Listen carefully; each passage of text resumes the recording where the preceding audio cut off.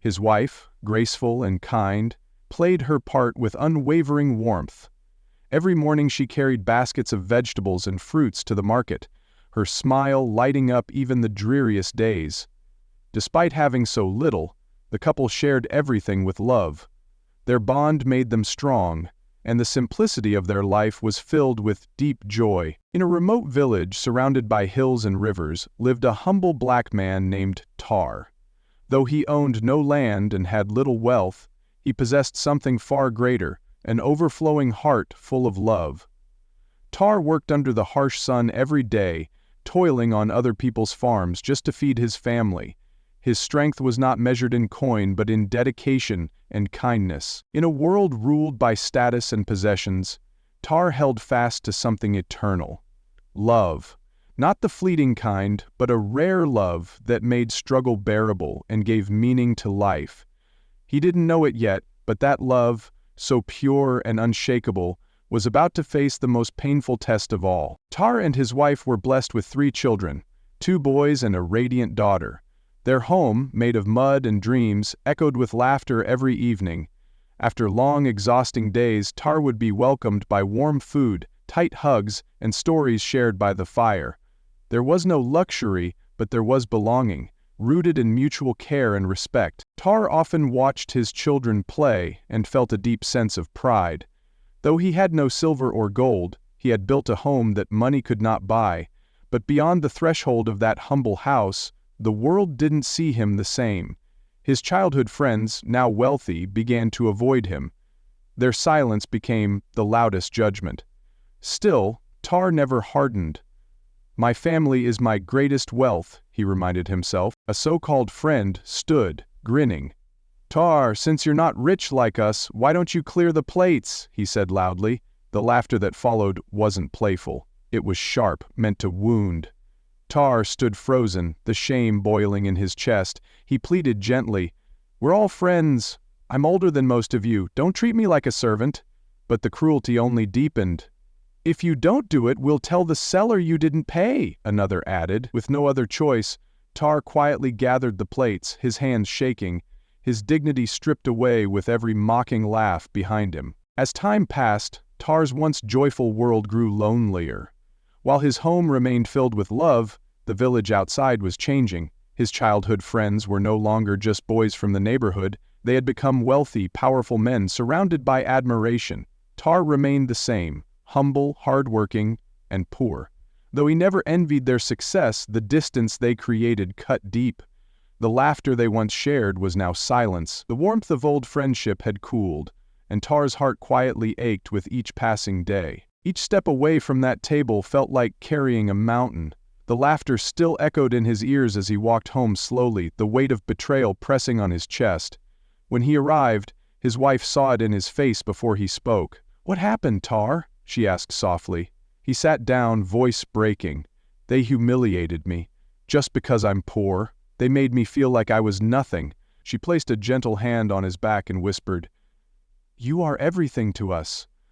Their wealth can never buy what we have." One sunny afternoon, the village came alive with music and the smell of delicious food. It was a celebration, something Tar hadn't attended in years. Dressed in his cleanest shirt and worn sandals, he walked in with a hopeful heart. Maybe today, he thought, he could laugh again with old friends, feel seen, feel included. When he arrived, there were smiles, handshakes, even jokes. Like the good old days. Tar joined a long table filled with familiar faces. For a while they talked and laughed, the fire crackled, children played nearby, and Tar allowed himself to believe he belonged. For those fleeting moments, it felt like nothing had changed, like time had paused just to give him a glimpse of what once was. Until it didn't. That night, Tar couldn't sleep. He lay beneath the roof he had built with love, eyes staring at the ceiling as the pain clawed inside him. The laughter of those he once called brothers echoed like ghosts, but through it all, the love of his family remained, a flickering light in the storm, a reminder that even when the world mocks you, home can still be your greatest refuge. Every step Tar took away from that table felt heavier than the last, like dragging a mountain behind him. Each movement carried not just his body, but the crushing weight of betrayal. His legs moved, but his spirit lagged behind, bruised and bleeding in silence. The laughter of his so-called friends didn't fade. It followed him. It clung to the night air like a cruel melody, each chuckle a knife in his back. These were the men he once laughed with, men he had called brothers. Now their joy came from his shame. That evening Tar walked home with nothing, no food, no pay, no answers. But as he stepped through the doorway, his wife smiled and opened her arms. No words of blame, only warmth. In their tiny home of mud and hope, love waited, even when bread did not. At home, his wife needed no words. One look at Tar's face, and she knew. She sat beside him, her touch gentle as always. "What happened, Tar?" she asked softly. His voice trembled. "They made me feel like I was nothing, just because I'm poor." Without hesitation, she placed her hand on his back and whispered, "You are everything to us. Their wealth can never buy what we have." In that moment, surrounded by walls built with love, the storm inside him found a flicker of calm, a reminder that home was still his refuge. As time passed, Tar's once joyful world grew lonelier. His home remained filled with love, but outside the village had changed. Childhood friends had become wealthy men of status. Tar remained humble, hard-working, and poor. They no longer laughed with him. The warmth of old friendships faded, leaving only cold silence and aching distance. One sunny afternoon, the village lit up with music and laughter. It was a celebration Tar hadn't dared attend in years. Dressed in his cleanest shirt and old sandals, he arrived with a hopeful heart. Smiles greeted him. Laughter welcomed him. For a moment it felt like he belonged again, like time had paused to let him relive the joy of friendship. Until it didn't. As the plates were cleared, one of his friends stood up with a cruel grin. "Tar, you're not as rich as us. Why don't you clean up the table?" he jeered. The laughter that followed wasn't friendly, it was sharp, humiliating. Tar stood still, shame rising in his chest. "We're friends," he said softly. "I'm older than most of you." But they only laughed harder. Left with no choice, Tar gathered the plates, his hands shaking. Every step away from that table felt like dragging a mountain. The laughter echoed behind him, mocking every silent tear he swallowed. When he got home, his wife saw it all in his eyes before he could speak. "They made me feel like nothing," he whispered. She held his back gently. "You're everything to us, Tar." That night, Tar lay awake beneath the roof built with his love. The laughter of those he once called brothers haunted him like ghosts in the dark. But amid the pain, one truth flickered like a candle. His family. Their love hadn't changed, their embrace still warm. And even as the world mocked him, he still had a place where he mattered.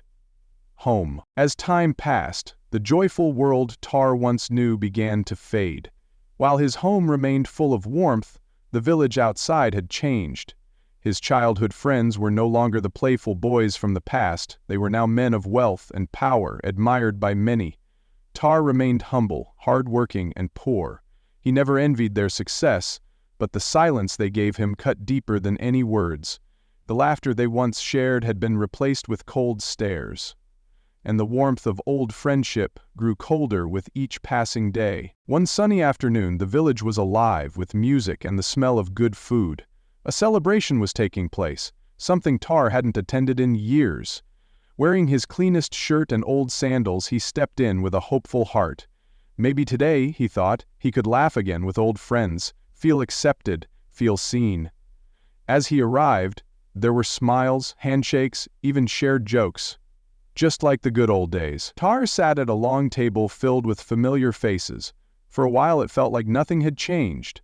Until it did. One man, once a friend, stood with a cruel grin. "Tar, since you're not rich like us, why don't you clear the plates?" he said loudly. The laughter that followed wasn't playful, it was sharp, meant to wound. Tar stood frozen, shame burning in his chest. "We're all friends," he said quietly. "I'm older than most of you. Don't treat me like a servant." But the mocking only grew. "If you don't do it, we'll tell the vendor you didn't pay."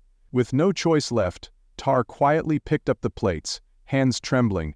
dignity crumbling with every mocking laugh behind him. Every step Tar took away from that table felt like dragging a mountain behind him. The laughter of his so-called friends echoed in his ears as he slowly walked home, the weight of humiliation pressing hard against his chest.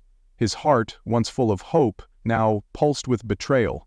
The evening air did little to cool the burning shame that clung to his soul like sweat. He arrived home with his head low. His wife looked into his eyes and saw the pain before he could speak. Gently she asked, "What happened, Tar?" He whispered, "They made me feel like nothing." She placed a gentle hand on his back and said softly, "You are everything to us. Their wealth can never buy what we have." Tar nodded slowly, tears filling his eyes. That night, he couldn't sleep. He lay beneath the roof he built with love, eyes locked on the ceiling while the ghosts of laughter haunted him.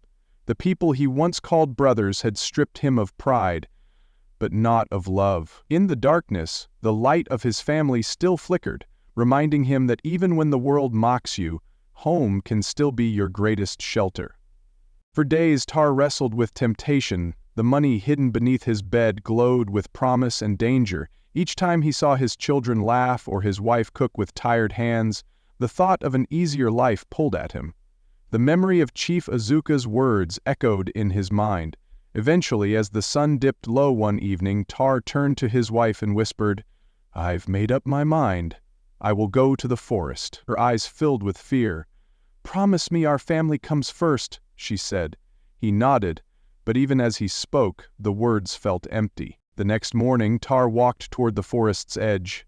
The trees were tall, shadows thick, and silence heavy. It felt as if the forest itself was watching.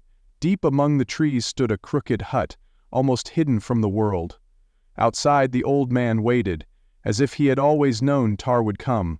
"Welcome," he said, his voice like rustling leaves. "Are you ready?" Tar nodded, though his heart pounded with dread and anticipation. The old man led him to a clearing where stones formed a perfect circle. Mysterious symbols lined the earth, and in the center sat a bowl of thick black oil. "No blood will be spilled," the old man said. "Rub this oil on your body. The gods will reward you." Tar dipped his fingers in. The oil was cold, almost alive. As he spread it over his skin, warmth spread through his body, unnatural and eerie. The old man began to chant. The forest whispered in reply. When the chanting ended, the old man placed both hands on Tar's head. "You have been chosen," he declared. "The gods will bless you, but remember, there is always a price." Then, he handed Tar a small pouch filled with gold coins. Tar stared at it, stunned. He had never seen real gold, let alone held it. "This is only the beginning," the old man said. "More will come." Tar whispered, "Thank you," though he wasn't sure he meant it. As Tar left the forest, gold in hand, the trees behind him seemed to whisper secrets he didn't want to hear. Each step felt heavier than the last. The air had changed. So had he. His heart wasn't filled with guilt, not yet. But he knew deep down that something sacred had shifted. The man who had entered the forest was not the same one who walked back. And from that day forward, nothing in his life would ever be the same again. As the sun dipped behind the hills, Tar returned home. His wife and children rushed out to greet him, unaware of the ritual he had just performed. With a trembling smile, Tar pulled out a small pouch of gold coins. The glow of the evening sun reflected in his children's wide eyes. "Is this real, Tar?" his wife asked softly, holding a coin as if it might vanish. "Yes," Tar replied. "The gods have blessed us." That night, their humble home was filled with celebration. Tar's wife prepared the best meal they had eaten in years. The children laughed louder than ever, playing with full bellies and glowing faces. Tar watched them, a frozen smile on his lips. The joy was real, but only he knew the silent price that came with it. In the following days, their once modest hut changed completely. New furniture filled the rooms. Colorful fabrics hung on the windows. Tar bought fine clothes for the children and new tools for his wife's market stall. The villagers, once indifferent, now stopped to greet him with admiration and whispers. "Tar has been favored by the gods," they said. Tar's former friends, who once mocked him, now came bearing gifts and smiles. They praised his hard work and hinted at jealousy. Tar welcomed them, but remembered their past cruelty. He remained cautious, never sharing the true source of his riches. His wife watched quietly, sensing something still troubled him. At night, after the laughter faded, Tar lay awake staring at the ceiling. His wife gently asked, "You seem troubled." "It's nothing," he lied, "just thinking how much better life has become." But deep inside he heard the old man's warning. There is always a price, and though his home was now filled with all they once dreamed of, something about the happiness felt unnatural. Just as Tar began to settle into his new life, darkness returned. One quiet evening, a hooded messenger appeared at his gate, holding a scroll sealed with a strange symbol. Without a word he handed it to Tar and disappeared into the fading light. With trembling hands Tar unrolled the scroll. It was a summons from the old man in the forest. "It is time. The gods demand their due." A chill ran down Tar's spine. The next morning Tar walked toward the forest with a heavy heart. The trees looked darker, the air colder, and the path more menacing than ever before. In the clearing the old man sat silently on a rock, waiting. "You came," he said. "What do they want now?" Tar asked. The old man stood slowly and said, "You have enjoyed the gods' blessings. Now you must pay your price. A sacrifice is due." Tar's knees buckled. "What kind of sacrifice?" The old man's voice turned cold. "Your only daughter, Amina." "No!" Tar cried, stumbling back in horror. "You never said a life, her life." "I said there is always a price," the old man replied. "Refuse, and the gods will take her anyway, along with your wealth, your mind, your soul. You have 7 days," the old man warned, "or the gods will choose for you." Tar returned home broken, unable to eat or speak. He watched Amina playing in the yard. Her laughter, once a joy, now pierced his heart like a blade. He couldn't tell his wife. Each night he was haunted by visions of losing Amina, of watching everything crumble. The poison of fear spread quietly inside him. On the 5th day, Tar whispered the words that changed everything. "I have no choice." And just like that, he chose darkness. He convinced himself it was the only way. After all, he still had 2 sons. But deep down, something sacred had begun to rot within him, and he knew there would be no going back. Nightfall fell heavy over Tar's home on the 5th day. In his trembling hands were the tools of betrayal, a dark potion and a vial of oil, just as the old man had instructed. His heart pounded with dread, but fear of losing everything pushed him forward.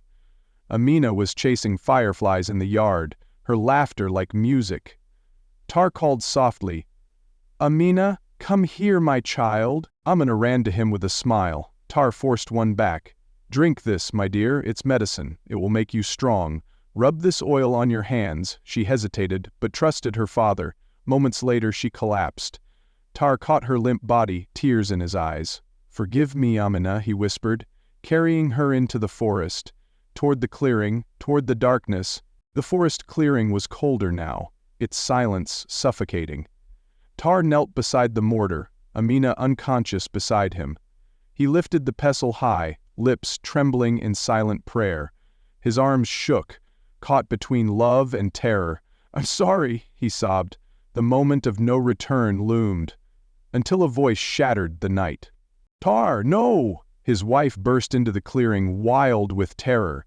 Behind her, villagers arrived with torches, horrified. She threw herself over Amina, shielding her daughter from the blow.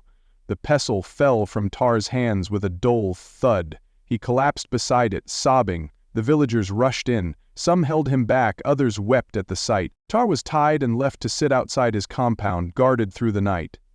He didn't resist. He didn't speak. His soul had already begun to die.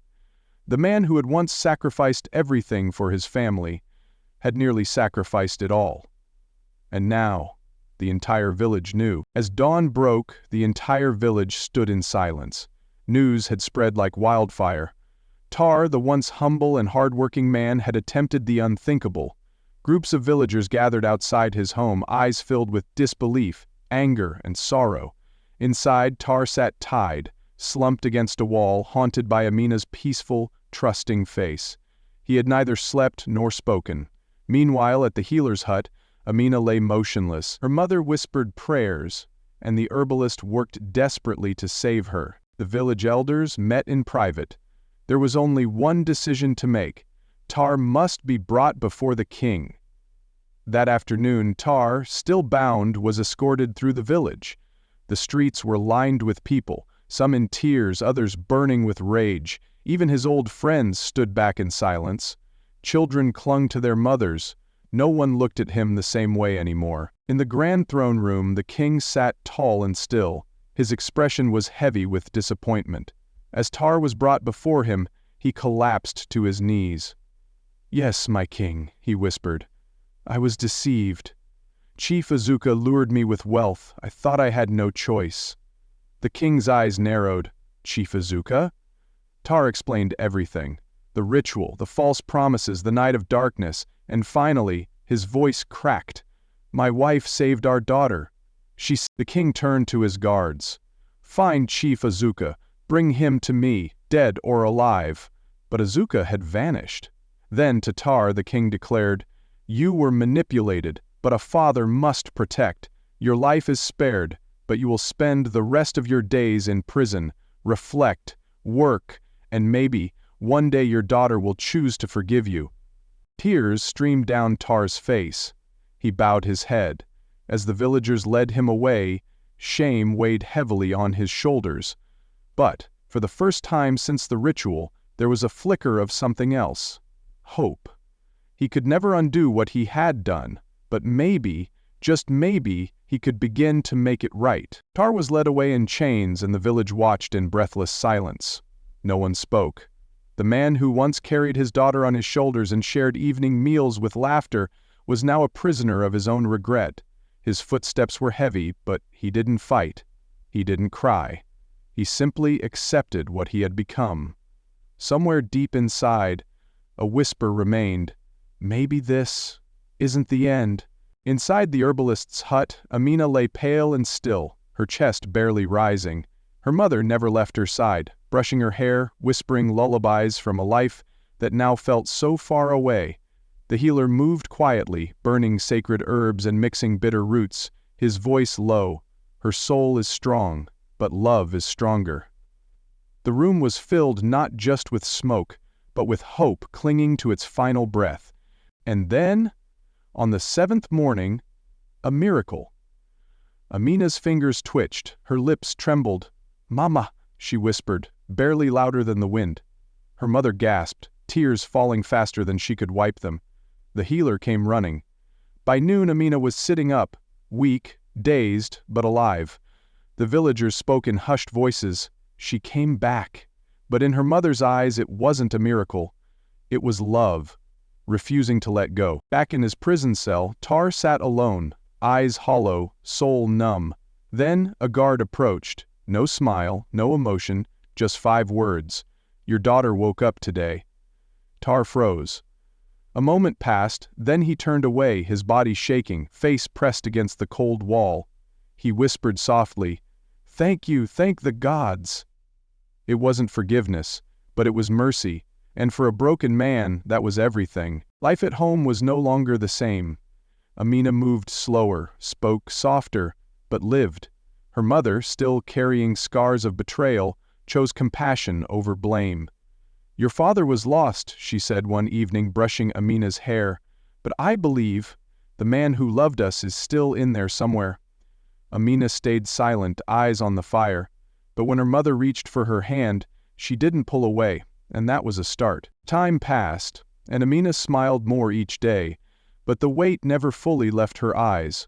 She walked through the market, helped her mother, even played with her brothers, but she wasn't the same child anymore.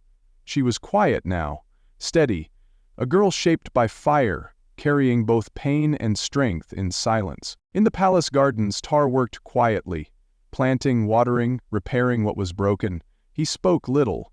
He looked no one in the eye. But something in him had shifted. This wasn't fear, it was remorse. The gold he once dreamed of now sat untouched.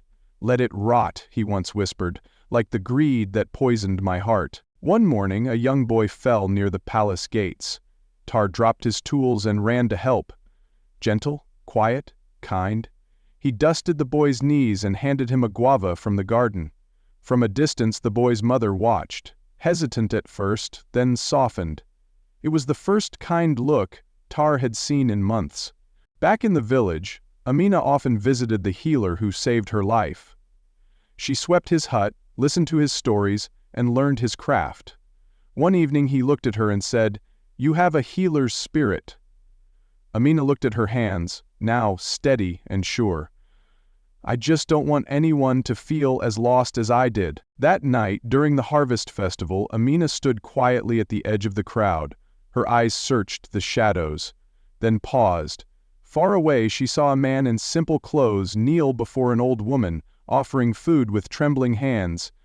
She didn't smile, she didn't cry, but in her chest something flickered. Maybe not trust, but perhaps, just perhaps, something like forgiveness. Each morning Tar rose before the sun to sweep the palace grounds and tend the gardens. His hands no longer chased wealth but purpose.